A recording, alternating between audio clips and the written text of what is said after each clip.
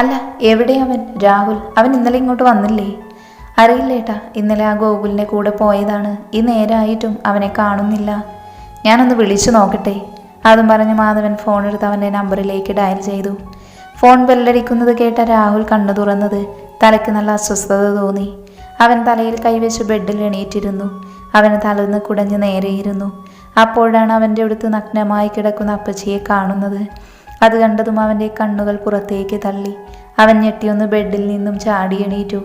അവനെ ഒന്ന് നോക്കിയതും അവൻ ഞെട്ടി. അവൻ ദേഷ്യത്തിൽ അപ്പച്ചിയെ വിളിച്ചു. അവർ ഉറക്കം പാതിയിൽ മുറിഞ്ഞതുകൊണ്ട് ഊർമിള ദേഷ്യത്തിൽ എണീറ്റു. നിങ്ങൾക്ക് എന്നെ തന്നെ വേണമായിരുന്നു അല്ലേ? ആ ശേഖൻ തരുന്ന സുഖം പോരായിട്ടാണോ എന്നെ കൂടെ നിങ്ങൾ? അവൻ്റെ അടുത്തുനിന്ന് കേട്ട വാക്കുകൾ വിശ്വസിക്കാൻ കഴിയാതെ അവരുടെ മുഖം ദേഷ്യം കൊണ്ട് വിറച്ചു. ഊർമിള നഗ്ന ശരീരം മറച്ചുകൊണ്ട് ബെഡിൽ നിന്നും എണീറ്റ് അവരുടെ നഗ്നമായ ശരീരം കണ്ട് അവൻ അറപ്പോടെ തിരിഞ്ഞു നിന്നു. എടാ ചെക്ക, നീ തന്നെയല്ലേ എന്നെ ഇങ്ങനെ ആക്കിയത്? ഞാൻ എത്ര തടഞ്ഞതാണ്. നീ നിർബന്ധിച്ചു എന്നെ കൊണ്ട് കൂടുതൽ പറയിപ്പിക്കണ്ട. മതി, നിർത്ത്.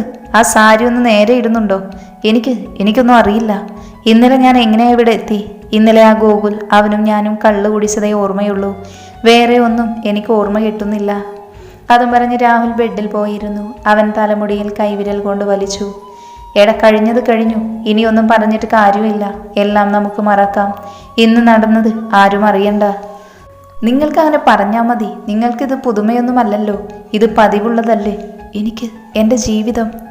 അതും പറഞ്ഞവൻ ദേഷ്യത്തിൽ വിറച്ചുകൊണ്ട് അവരോട് പറഞ്ഞു. അപ്പോഴാണ് അവൻ്റെ ഫോൺ അടിച്ചത്. അവൻ ഫോൺ എടുത്ത് നോക്കിയതും അച്ഛൻ എന്ന് സേവ് ചെയ്യുന്ന നമ്പർ കണ്ടതും അവനൊന്ന് കാളി. അവൻ അത് അറ്റൻഡ് ചെയ്യാതെ അതിലേക്ക് തന്നെ നോക്കി നിന്നു. പിന്നെ അപ്പോൾ തന്നെ വീണ്ടും അവൻ്റെ ഫോൺ അടിച്ചു. എടുക്ക്, ഏട്ടൻ സംശയം തോന്നും. ഊർമിള അത് പറഞ്ഞതും അവൻ ദേഷ്യത്തോടെ അവനെ നോക്കി. ഊർമിള വേഗം തന്നെ ബാത്റൂമിലേക്ക് പോയി. അവൻ ഫോൺ എടുത്ത് ചെവിയിൽ വെച്ചു. ഹലോ അച്ഛാ. എടാ മോനെ, നീ എവിടെ? ഇന്നലെ നീ എവിടെയായിരുന്നു? നീ വല്ലതും അറിയുന്നുണ്ടോ? എന്താ അച്ഛാ, അതിന് മാത്രം എന്താ ഉണ്ടായത്? എടാ, അത് അവൾ നമുക്കിടയിൽ നിന്നും കളിക്കാൻ തുടങ്ങി. അവളെ വെറുതെ വിടില്ല, കൊന്നു കളയും ഞാൻ. അച്ഛനിത് ആരുടെ കാര്യമാണ് പറയുന്നത്? അവൻ അങ്ങനെ പറഞ്ഞതും മാധവൻ ഇന്ന് നടന്നതെല്ലാം അവനോട് പറഞ്ഞു. അയാൾ പറഞ്ഞത് കേട്ടതും അവൻ ഞെട്ടി ബെഡിൽ നിന്നും ചാടി എണീറ്റു. വിടരുത് അവനെയും അവളെയും. അവൾ നമുക്കെതിരെ കളിക്കാൻ തുടങ്ങി. ഇനിയെല്ലാം സൂക്ഷിച്ചു വേണം. രാഹുൽ അങ്ങനെ പറയുന്നത് കേട്ടുകൊണ്ടാണ് ഊർമിള ബാത്റൂമിൽ നിന്ന് വന്നത്. ഇത് ഊർമിളയോട് പറയണം. അവളും അറിഞ്ഞിരിക്കണമെല്ലാം. അവളോടൊന്ന് സൂക്ഷിക്കാൻ പറയണം. ഇനി അടുത്തത് അവളുടെ അടുത്തേക്കാകും. രാഹുലിൻ്റെ ഉള്ളിൽ പേടി നിറഞ്ഞു. അവൻ പിന്നെ ഒന്നും മിണ്ടാതെ ഫോൺ വെച്ചു. അവരോടൊന്നും പറയാതെ ആ വീട്ടിൽ നിന്നും ഇറങ്ങിപ്പോയി. അപ്പോൾ തന്നെ അവരുടെ ഫോണും അടിച്ചു. ഏട്ടനെന്ന് സേവ് ചെയ്ത നമ്പർ കണ്ടതും അവർ ഫോൺ എടുത്തു. എന്താ ഏട്ടാ? അത് ഞാനിപ്പോൾ എങ്ങനെ പറയും? അത് പറഞ്ഞതും എന്തു പറയണമെന്നറിയാതെ അയാൾ നിന്നു. എൻ്റെ ഏട്ടൻ ടെൻഷൻ അടുപ്പിക്കാതെ കാര്യം പറ. അയാൾ ഓഫീസിൽ നടന്നതും ആ ഓഫീസ് നമ്മുടെ കയ്യിൽ നിന്ന് പോയതും അവൻ വന്നതുമെല്ലാം പറഞ്ഞു. അത് കേട്ടതും ഊർമിളയുടെ മുഖം ദേഷ്യം കൊണ്ട് വിറച്ചു. വിടരുത് ആ നാശം പിടിച്ചവളെ. അവളെയും അവനെയും എങ്ങനെയെങ്കിലും ഇല്ലാതാക്കണം. അത് പറഞ്ഞ് ഊർമിള ദേഷ്യത്തിൽ വിറച്ചു. അവൾ കണ്ണുകൾ തുറന്നപ്പോൾ ആദ്യം നോക്കിയത് അടുത്ത് കിടക്കുന്നവനെയാണ്. നാഥ്. അവനെ അവിടെ കാണാതായപ്പോൾ അവളുടെ ഉള്ളിന്ന് കാളി. അവൾ ബെഡിൽ നിന്നും എണീറ്റ് ഷെൽഫിൽ നിന്നും ഒരു റെഡ് കളർ കോട്ടൺ സാരി എടുത്ത് വേഗം ഫ്രഷായി താഴേക്ക് പോയി. അവൾ സ്റ്റെപ്പ് ഇറങ്ങി വരുന്നത് കണ്ട മുത്തശ്ശിയുടെ കണ്ണുകൾ നിറഞ്ഞു. അപ്പോഴാണ് അവിടേക്ക് സുലു വന്നത്. എന്താ അമ്മ നോക്കുന്നത്? അവളെ കണ്ടിട്ട് എന്തിനാ അമ്മയുടെ കണ്ണ് നിറഞ്ഞത്? അത് മോളെ, ആ കുട്ടിയെ കണ്ടപ്പോൾ എൻ്റെ മകൾ ജാതുവിനെ ഓർമ്മ വന്നു. അവൾ സാരി ഉടുത്ത് വരുന്നത് പോലെ തോന്നി. ആദ്യം ആ കുട്ടിയെ കണ്ടപ്പോൾ തന്നെ എൻ്റെ മകളെയാണ് എനിക്ക് ഓർമ്മ വന്നത്. പക്ഷേ അതാരോടും പറഞ്ഞില്ല. എനിക്കും അങ്ങനെ തോന്നി. അത് അവളെ കണ്ടപ്പോൾ തോന്നിയതാകുമെന്ന് വിചാരിച്ചു. ഞാനൊന്നും പറയാതിരുന്നതാ. അപ്പോഴേക്കും അവൾ അവളുടെ അടുത്തെത്തിയിരുന്നു. എന്താ രണ്ടാളും കൂടെ പറയുന്നത്? എന്നെ പറ്റി കുറ്റം പറയുകയാണോ? പൊടി കാന്താരി, നിന്നെ പറ്റി ഞങ്ങൾക്ക് എന്താ പറയാനുള്ളത്? അല്ല മോളെ, കണ്ണൻ എവിടെ? രാവിലെ അവനെ കണ്ടില്ലല്ലോ. അത് മുത്തശ്ശി, ഞാൻ എണീറ്റപ്പോൾ തന്നെ കണ്ടില്ല. ഇന്ന് രാവിലെ എവിടെയെങ്കിലും പോകുമോ എന്ന് പറഞ്ഞിരുന്നു. ഇല്ല മുത്തശ്ശി. അത് പറഞ്ഞ് ലച്ചു അടുക്കളയിലേക്ക് പോയി. എടി സുലു, അവർ തമ്മിൽ വല്ല ഇഷ്ടക്കേടുമുണ്ടോ? അവർ തമ്മിൽ ഒന്നിച്ച് പുറത്തേക്ക് പോകുന്നതൊന്നും കണ്ടില്ല. അതമ്മയ്ക്ക് തോന്നിയതാകും. അവർ ഇന്നലെയല്ലേ വന്നത്. ഇന്ന് അവന് എന്തെങ്കിലും ആവശ്യമുണ്ടാകും. അതാകും അവൻ ആരോടും പറയാതെ പോയത്. എൻ്റെ കുട്ടികൾക്ക് നീ തന്നെ തുണയാവണേ ഈശ്വര. അത് പറഞ്ഞ് അവരെല്ലാവരും ഫുഡ് കഴിക്കാനിരുന്നു. പക്ഷെ ലച്ചുവിനൊന്നും കഴിക്കാൻ തോന്നുന്നില്ല. അവൾ വേഗം തന്നെ കഴിച്ചു. ചെറിയമ്മേ, ഞാനൊന്ന് കിടക്കട്ടെ, വല്ലാത്ത തലവേദന. ആ മോളെ, പോയി കിടന്നോ. അവർ അങ്ങനെ പറഞ്ഞതും അവൾ നേരെ റൂമിലേക്ക് പോയി ബെഡിൽ കിടന്നു. കണ്ണേട്ടൻ എന്നോട് ദേഷ്യമായോ? എന്നെ വേണ്ടെന്ന് വെക്കുമോ? ഹരിയേട്ടനെയും കാണുന്നില്ലല്ലോ, എന്നെ കണ്ണേട്ടൻ ഉപേക്ഷിക്കുമോ? അങ്ങനെ വന്നാൽ പിന്നെ ഈ ലച്ചു ജീവിച്ചിരിക്കില്ല. അതും പറഞ്ഞവൾ തലയണയിൽ മുഖമർത്തി പിടിച്ച് കരഞ്ഞു. അവൾ മയങ്ങിപ്പോയി. അവൾ ഉച്ചയ്ക്കുമൊന്നും കഴിച്ചില്ല. അവരൊക്കെ അവളെ വിളിച്ചു. അവൾക്ക് വിശപ്പില്ലെന്ന് പറഞ്ഞ് ഒഴിഞ്ഞു മാറി. കുറേ നേരം വൈകിയാണ് നാദും ഹരിയും വന്നത്. നീ എവിടെ പോയതായിരുന്നു കണ്ണാ? പോകുമ്പോൾ ഒന്ന് പറയണ്ടേ? അല്ലെങ്കിൽ നേരം വൈകുമെന്ന് വിളിച്ചു പറയണ്ടേ? എൻ്റെ മോൾ രാവിലെ ഉച്ചക്കൊന്നും കഴിച്ചിട്ടില്ല. എന്നിട്ട് അവൾ എവിടെ? റൂമിലുണ്ട്, തലവേദനയാണെന്ന് പറഞ്ഞ് കിടന്നതാണ്. പിന്നെ ഇങ്ങോട്ട് വന്നിട്ടില്ല. കഴിക്കാൻ വിളിച്ചിട്ടും വന്നില്ല. അവരങ്ങനെ പറഞ്ഞതും അവൻ വേഗം തന്നെ റൂമിലേക്ക് ഓടിപ്പോയി. അവളുടെ കരഞ്ഞ കണ്ണുകൾ കണ്ടതും അവൻ്റെ ഹൃദയം ചെണ്ടായി പിളരുന്നതുപോലെ തോന്നി. അവൻ അവളെ കുറേ വിളിച്ചു. അവളൊന്നും മിണ്ടിയില്ല. അവൻ അവളുടെ നെറ്റിയിൽ തൊട്ടതും അപ്പോൾ തന്നെ കൈവലിച്ചു. അത്രയും ചൂടുണ്ടായിരുന്നു അവൾക്ക്. അവൻ അവളെ അവൻ്റെ കയ്യിൽ കോരിയെടുത്ത് താഴേക്ക് ഇറങ്ങി ഓടി. ഹരി, വണ്ടി എടുക്കടാ. നാദ് അങ്ങനെ പറഞ്ഞതും ഹരി വേഗം പോയി കാർ എടുത്തുകൊണ്ട് വന്നു. അവരൊക്കെ അവനോട് ചോദിച്ചെങ്കിലും അവനൊന്നും മറുപടി പറയാതെ അപ്പോഴേക്കും ഹരി ഡോറ് തുറന്ന് നാദ് അവളെ അതിലേക്ക് കിടത്തി. അവനും കയറി. അവരുടെ കാർ അവിടെ നിന്നും പാഞ്ഞു പോയിരുന്നു. ഈശ്വര, ഇനിയും പരീക്ഷിച്ചത് മതിയായില്ല, എൻ്റെ കുട്ടിക്കൊന്നും വരുത്തല്ലേ. അതും പറഞ്ഞ് ജാനകിയമ്മ നെഞ്ചിൽ കൈവച്ചു. അപ്പോഴേക്കും ജാനകിയമ്മ ബോധം മറഞ്ഞു വീഴാൻ പോയതും ഇന്ദ്രൻ കണ്ട് അമ്മയെന്ന് വിളിച്ചു. ഇന്ദ്രൻ അവരെ പിടിച്ചു. അപ്പോഴേക്കും എല്ലാവരും ഓടി വന്ന് അവരെ താങ്ങി പിടിച്ച് റൂമിൽ പോയി കിടത്തി. അവർ നേരെ ഹോസ്പിറ്റലെത്തിയതും നാദ് അവളെ തൻ്റെ കൈകളിൽ കോരിയെടുത്ത് അകത്തേക്ക് ഓടി.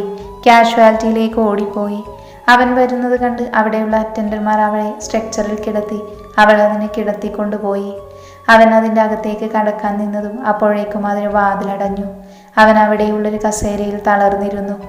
അങ്ങനെ ഇരിക്കുമ്പോഴാണ് അവൻ്റെ തോളിലൊരു സ്പർശനം അറിഞ്ഞു. അവൻ ബോധത്തിലേക്ക് തിരിച്ചു വന്നത്. അവൻ പിറകിലേക്ക് നോക്കിയപ്പോൾ ഹരിയെയാണ് കണ്ടത്. എടാ ഹരി, എൻ്റെ പെണ്ണ് അവൾ. നീ പേടിക്കാതിരിക്കുന്ന, അവൾക്കൊന്നും സംഭവിക്കില്ല. അപ്പോഴാണ് വാതിൽ തുറന്ന് നഴ്സ് വന്ന് അവരെ വിളിച്ചത്. ഇപ്പോൾ വന്ന പേഷ്യൻറ്റിൻ്റെ കൂടെയുള്ളതാരാ? ഡോക്ടർ റൂമിലേക്ക് വരാൻ പറഞ്ഞു. അവൻ ആ നഴ്സ് പറഞ്ഞതനുസരിച്ച് ഡോക്ടർ റൂമിലേക്ക് പോയി. അവൻ വാതിൽ മുട്ടി. അകത്തേക്ക് വരൂ നാഥ്. ഡോക്ടർ അങ്ങനെ പറഞ്ഞതും അവൻ അതിൻ്റെ ഉള്ളിലേക്ക് കയറി. ഡോക്ടർ, ശ്രീക്ക് എന്തെങ്കിലും? നീ ഒന്നിരിക്കുന്നാഥ്, എന്നിട്ട് സംസാരിക്കാം. നീ ഇങ്ങനെ ടെൻഷനാവാൻ മാത്രം ഒന്നുമില്ല. ഡോക്ടർ അങ്ങനെ പറഞ്ഞപ്പോഴാണ് ടെൻഷനോട് അവൻ അവിടെയുള്ള കസേരയിലിരുന്നു. She is all right. Doctor അടുത്ത് നിന്നും അങ്ങനെ കേട്ടപ്പോഴാണ് അവന് ശ്വാസം നേരെ വീണത്. പിന്നെ നാഥ്, ആ കുട്ടിക്ക് വിഷമുള്ള എന്തോ അതിൻ്റെ മനസ്സിലുണ്ട്. അതാണിങ്ങനെ പനി വരാൻ കാരണം. പിന്നെ ആ കുട്ടിക്ക് നല്ല ക്ഷീണമുണ്ട്. സമയത്തിന് ഫുഡ് കഴിക്കുന്നില്ല എന്ന് തോന്നുന്നു. അത് ഞങ്ങൾ ഇതുവരെ നാട്ടിലുണ്ടായിരുന്നില്ല. ഇന്നലെ രാവിലെ ഇവിടെ എത്തിയത്. അതിൻ്റെ ഒരു കുറവുണ്ടാകും. അന്ന് അവിടെ നിന്ന് പോന്നപ്പോൾ ശരിക്ക് ഫുഡ് കഴിച്ചതിന് പിന്നെ ഇവിടെ വന്നിട്ട് ശരിക്ക് ഫുഡ് കഴിച്ചിട്ടുണ്ടാവില്ല. അതാണ്. ഇനി ഞാൻ നോക്കിക്കോളാം. ഓക്കെ, പക്ഷേ അവളുടെ ആ മനസ്സിലെ പേടി അത് മാറ്റിയെടുക്കണം. അത് നിനക്ക് തന്നെ പറ്റൂ. ഇപ്പോൾ ആൾ നല്ല മയക്കത്തിലാണ്. ഉണർന്നിട്ട് റൂമിലേക്ക് മാറ്റും. അതുവരെ തനിക്ക് അവിടെ ഇരിക്കാം. ഓക്കെ. അത് പറഞ്ഞവൻ പുറത്തേക്ക് ഇറങ്ങിയതും അപ്പോൾ തന്നെ അവൻ്റെ ഫോൺ അടിച്ചിരുന്നു. എടാ ഇന്ദ്ര, എൻ്റെ കുട്ടിക്ക് എന്താ പറ്റിയത്? നീ ഒന്ന് വിളിച്ചു നോക്ക്. കണ്ണൻ ഇങ്ങോട്ട് വിളിക്കുന്നില്ലല്ലോ. എൻ്റെ അമ്മേ, ഒന്നും ഉണ്ടാവില്ല. നിങ്ങളിങ്ങനെ ടെൻഷൻ അടിക്കാതെ, ഒന്നും സംഭവിക്കില്ല. എന്നാലും നീ ഒന്ന് വിളിച്ചു നോക്ക്. അവരങ്ങനെ വീണ്ടും പറഞ്ഞതും ഇന്ദ്രൻ അവരുടെ മുഖത്തേക്ക് നോക്കി. അവരൊന്നും പറയാതെ തല താഴ്ത്തിയിരുന്നു. ഏട്ടാ, അമ്മ പറഞ്ഞതുപോലെ വിളിച്ചു നോക്ക്. അവൾക്ക് നീ പെട്ടെന്ന് വന്നത് എന്താണെന്നറിയില്ലല്ലോ. നീയും അമ്മയെ പോലെ തുടങ്ങിയോ? എല്ലാം അങ്ങനെ പറഞ്ഞതും ഇന്ദ്രൻ അവരുടെ പറച്ചിൽ സഹിക്കവയ്യാതെ വിളിച്ചു. നാദ് ഫോൺ എടുത്ത് നോക്കിയതും ഇന്ദ്രച്ചൻ എന്ന് കണ്ടതും അവൻ ഫോൺ എടുത്തു. ആ ചെറിയച്ച, എന്തിനാ വിളിച്ചത്? എടാ കണ്ണ, ലച്ചുമോൾക്ക് ഇപ്പം എങ്ങനെയുണ്ട്? എന്താ ഉണ്ടായത്? പേടിക്കാനൊന്നുമില്ല ചെറിയച്ച. അത് ശരിക്ക് ഫുഡ് കഴിക്കാത്തത് കൊണ്ട് വന്നതാണ്. ഇന്നിവിടെ കിടക്കാൻ പറഞ്ഞു. നാളെ ഡിസ്ചാർജ് ചെയ്യും. മുത്തശ്ശിയോട് പേടിക്കണ്ടെന്ന് പറയണം. അപ്പം എനിക്കൊന്നും പറയാൻ പറ്റിയില്ല. ഞാനിപ്പോൾ ഡോക്ടറെ കണ്ട് ഇറങ്ങിയതേ ഉള്ളൂ. എന്ന് ശരി കണ്ണ, ഞാൻ പിന്നെ വിളിക്കാം. ഓക്കെ. അതും പറഞ്ഞ് നാദ് അവൾ കിടക്കുന്ന റൂമിൻ്റെ വാതിൽ തുറന്നതും അവളെ അടുത്തൊരു നേഴ്സ് ഇരിക്കുന്നുണ്ടായിരുന്നു. അവനെ കണ്ടതും അവർ അവിടെ നിന്നും എഴുന്നേറ്റു. ആള് നല്ല ഉറക്കത്തിലാണ്. പെട്ടെന്ന് ഉറക്കത്തിൽ നിന്നും ഞെട്ടിയണീക്കുന്നുണ്ട്. അപ്പോൾ തന്നെ കണ്ണുകൾ അടക്കും. പിന്നെ കുറേ നേരം അങ്ങനെ ഉണ്ടായിട്ടില്ല. ഇനി ഞാനിവിടെ ഇരുന്നോളാം, നിങ്ങൾ പൊയ്ക്കോ. ശരി സർ. അതും പറഞ്ഞ് അവൾ പുറത്തേക്ക് പോയി. അവൻ അവളുടെ അടുത്ത് പോയിരുന്നു. അവൻ അവളുടെ അടുത്തെത്തിയതും കുഞ്ഞുകുട്ടികളെ പോലെ കിടന്നുറങ്ങുന്ന തൻ്റെ പെണ്ണിനെയാണ് കണ്ടത്. അവൻ അവളുടെ തലയിൽ തലോടി അപ്പോഴാണ് അവളുടെ ചുണ്ടുകൾ അനങ്ങിയതും അവൻ അവനെ വിളിക്കാൻ തുടങ്ങിയപ്പോഴാണ് അവൾ എന്തൊക്കെയോ പറയാൻ ശ്രമിക്കുന്നത് കണ്ടത്. എന്നെ വേണ്ടാതായോ കണ്ണേട്ട, എന്നെ തനിച്ചാക്കി പോവരുത്. ലച്ചുവിന് കണ്ണേട്ടനല്ലേ, വേറെ ആരുമില്ല. എന്നോട് പിണങ്ങരുത് കണ്ണേട്ട, അതെനിക്ക് സഹിക്കാൻ പറ്റില്ല. എന്നെ ഉപേക്ഷിക്കരുത്. എന്നെ ഒറ്റക്കാക്കി പോയാൽ പിന്നെ ഈ ലച്ചു ജീവിച്ചിരിക്കില്ല. അവളുടെ അടുത്തുനിന്ന് കേട്ട വാക്കുകൾ വിശ്വസിക്കാനാവാതെ അവൻ തരിച്ചു നിന്നു. ഞാൻ കാരണമാണോ എൻ്റെ പെണ്ണിനിങ്ങനെ വന്നത്? ഞാനത് തമാശക്ക് പിണങ്ങിയതല്ലേ, അതിനാണോ എൻ്റെ പെണ്ണ്? അതും പറഞ്ഞവൻ അവളുടെ നെറ്റിയിൽ ഉമ്മ വെച്ചതും അവൻ്റെ കണ്ണിൽ നിന്നും ഒരിറ്റ് കണ്ണുനീർ അവളുടെ നെറ്റിയിൽ പതിഞ്ഞു. അവളുടെ നെറ്റിയിൽ തൻ്റെ പ്രാണന്റെ ചുംബനത്തിൽ തണുപ്പറിഞ്ഞതും അവൾ കണ്ണുകൾ തുറന്നു. അവൾ കണ്ണു തുറന്നെന്നറിഞ്ഞതും അവൻ അവളെ കെട്ടിപ്പിടിച്ച് ചുംബനങ്ങൾ കൊണ്ട് മൂടി. എന്തിനെൻ്റെ പെണ്ണെ നീ ഞങ്ങളിങ്ങനെ പേടിപ്പിച്ചത്?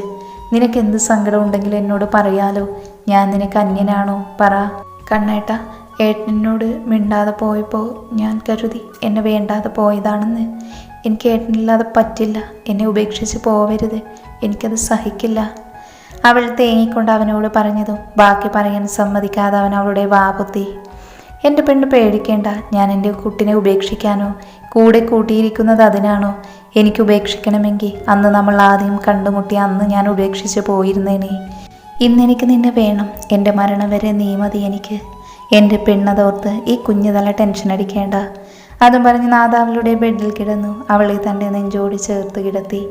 അവളുടെ ചുണ്ടിലേക്ക് ചുണ്ടടുപ്പിക്കാൻ നിന്നതും അപ്പോഴേക്കും ഒരു നേഴ്സ് പുറത്തുനിന്നും അകത്തേക്ക് വന്നു. സർ. അവരവനെ വിളിച്ച് അകത്തേക്ക് കടന്നതും അവൻ അവളിൽ നിന്നും അകന്നു മാറി. അവരവിടെ നിന്നും പരിങ്ങി കളിക്കുന്നത് കണ്ട് നാഥ അവരുടെ അടുത്തേക്ക് പോയി. കുട്ടി ഇതിൻ്റെ അകത്തേക്ക് വരുമ്പോൾ ഡോറിൽ മുട്ടിയിട്ട് വരണ്ടേ? ഇവിടെ ഒരു ഭാര്യയും ഭർത്താവും ആണെന്ന് അറിയില്ലേ? അതിന്ന് ഹോസ്പിറ്റലാണ്, അല്ലാതെ നിങ്ങളുടെ ബെഡ്റൂമല്ല. പിന്നെ സർ, ഇവിടെ നിന്നും റൊമാൻസ് കളിക്കാൻ നിന്നാൽ ഇവിടെ നടക്കുന്നതെല്ലാം പുറത്ത് കാണും. CCTV ക്യാമറ ഉള്ളതാണ്. അപ്പോൾ അവൻ ചുറ്റും നോക്കി. പേടിക്കേണ്ട സർ, ഇതിൻ്റെ അകത്തില്ല, പുറത്താണ്. പിന്നെ ഞാൻ വന്നതേ മേഡത്തിന് ബോധം വന്നെങ്കിൽ റൂമിലേക്ക് ഷിഫ്റ്റ് ചെയ്യാൻ പറയാനാണ്. ഓക്കെ. അവൾ ഓക്കെയാണ്. റൂമിലേക്ക് ഷിഫ്റ്റ് ചെയ്തോളൂ.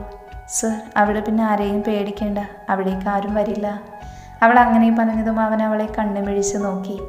ഇങ്ങനെ നിൽക്കാതെ വേഗം റൂമിലേക്ക് ഷിഫ്റ്റ് ചെയ്യുക. അത് പറഞ്ഞവൾ പുറത്തേക്ക് പോയി. അവൻ ശ്രീയുടെ അടുത്തേക്കും. ഇപ്പം എല്ലാവർക്കും സമാധാനമായില്ലേ? അവൾക്കൊരു കുഴപ്പമില്ല. അമ്മനെയെങ്കിലും വല്ലതും കഴിക്ക്. ഇനി അമ്മയെ ആകും അടുത്ത് ഹോസ്പിറ്റലിൽ കൊണ്ടുപോയി അഡ്മിറ്റ് ആക്കേണ്ടി വരിക. നാഥ്, അവൻ അറിയണ്ട നിങ്ങൾ ഫുഡ് കഴിക്കാത്തത്.